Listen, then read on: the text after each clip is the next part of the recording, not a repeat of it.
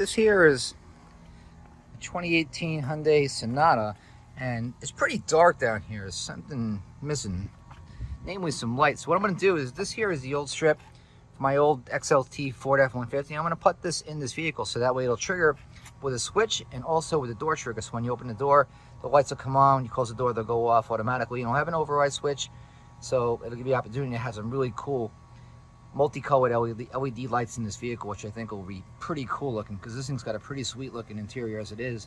Just gonna sweeten up just a little bit more. Sorry about the nighttime recording, but it is what it is. I live in Florida. I'm sorry, it gets hot down here sometimes.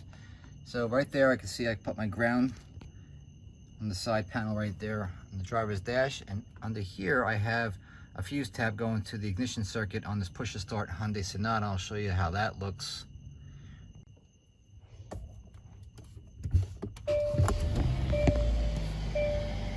So with the key on, you can see my lights are coming on. Then when I hit my push to start button over here, they go out. So it's going to be a key on, key off override switch with the door trigger, which I grabbed over here in the A-pillar, which is a yellow wire in this Hyundai Sonata.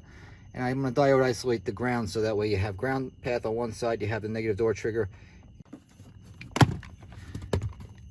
Now the way I did mine is I have my ground path going from the metal chassis of the vehicle's frame, and I also have a negative path from the door trigger, which is a negative trigger rested a few volts. So when you open up the door, it'll give you a ground path to the lights and completes the ground, so that way the lights come on when you open the door, and when you shut the door, the lights go out. And when you flip the ignition on with the push to start button, the lights come on as well, like I just showed you. And that's pretty much how this system operates. Pretty straightforward, nothing fancy here.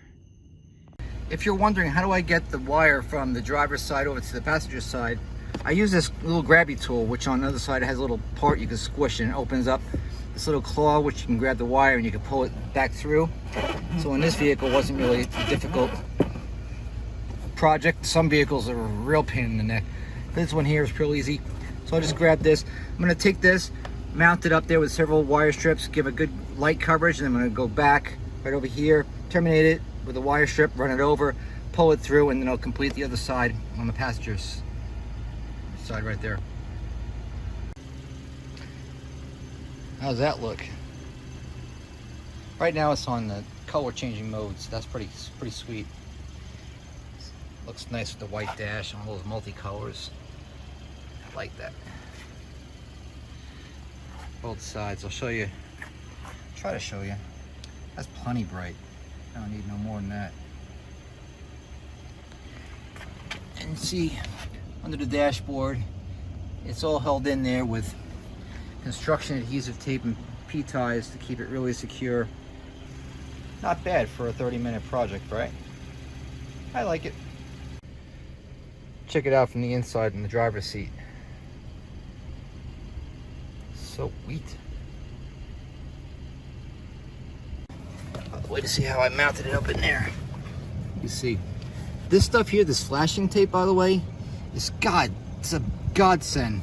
Best product I've ever seen to adhere one thing to another without wire tie screws or anything like that. Stuff lasts, like, literally is permanent.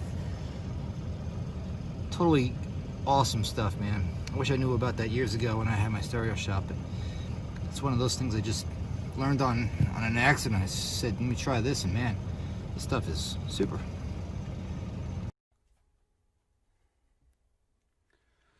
Do it! Just do it!